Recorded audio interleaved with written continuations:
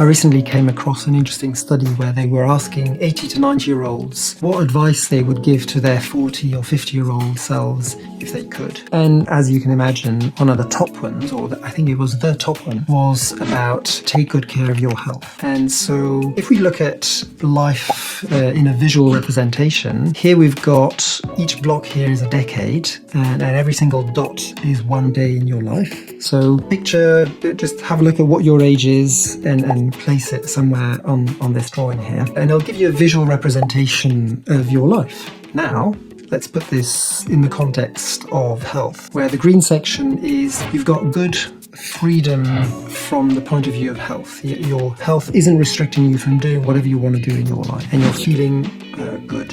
Now, most people, this is an average obviously, most people will be pretty okay until they're 50. After that, things will start to go downhill a little bit. Eyesight will start going down, being a bit more careful with joints, shoulders get a bit achy. You start having some limitations after that. And they only get worse. In your 60s and 70s, you'll be seeing the doctor more often, more medication, and things start going downhill from there. Now that's a pretty typical average life. The thing is, a lot of people have got very different pictures. They don't really take good care of their health. They are much more influenced by our current standard lifestyle, meaning very little physical activity, high calories, and not the best quality calories, or not the best quality food. So there's a lot of things missing in their diet that their body wants. And our body is very good at finding homeostasis, so balance. Your body likes to be in balance. All of your systems and organs are constantly trying to bring back balance. And it's those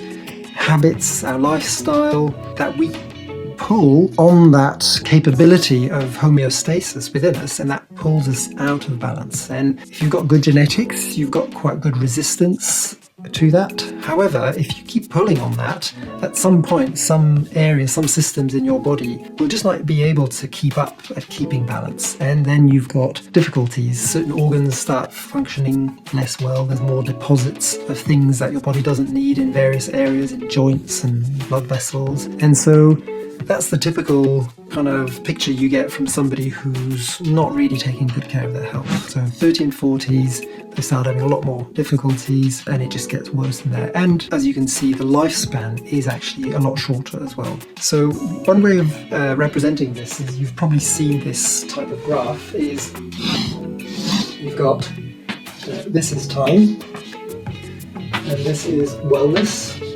and let's say from here, this is your ability to be living an independent life. So you're not dependent on other people to be having the freedom that you want. So most people, let's say, start off in life and you're very dependent on your parents, but you start getting freedom, and your ability, your physical abilities less dependent on others. So you very quickly get up here, and when you're in your teens, you start being pretty well, your level of freedom from your physical health, or the benefits you get from your physical health are very high. So it goes up. Wellness, let's just call it wellness. So you go up, and then it peaks, and then most people, it starts going downhill, 30s and 40s and things like that, and it goes downhill very quickly, and then you end up here. Now, somebody who's having this kind of lifestyle, it will be more like something along those lines. So it will never get that high, and it will start dropping off much sooner. Something like that.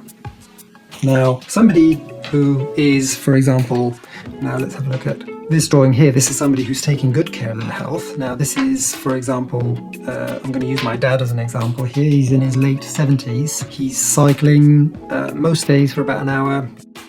He gardens 1 or 2 hours a day. If it's warm enough, he'll be in the swimming pool for half an hour. Physically, he's got a lot of freedom, and he's in his 70s, like late 70s. This is achievable for most people. He hasn't done any natural health training or anything like that. He's just been physically active most of his life. He's worked hard, He's taken relatively good care. I think probably in his life he's had a relatively rich diet. He worked in the food industry, he was a chef before, and so he liked rich foods. However, he has made quite big changes over the last, let's say, 2 decades, and his health has actually probably improved over the last few decades. So his picture is more something like this. So he's probably had like the yellow line, had quite a good life, quite rich. It went down, but he kind of pulled up and has actually started making some good changes in his life. So he's been pulling on this graph and pushing it out this way, mainly because of his physical activity and his diet. He's reduced sugary intakes or high calorie intakes quite a lot, and so he's been able to become physically less dependent on others for much longer, and it'll probably go on for quite a bit longer actually.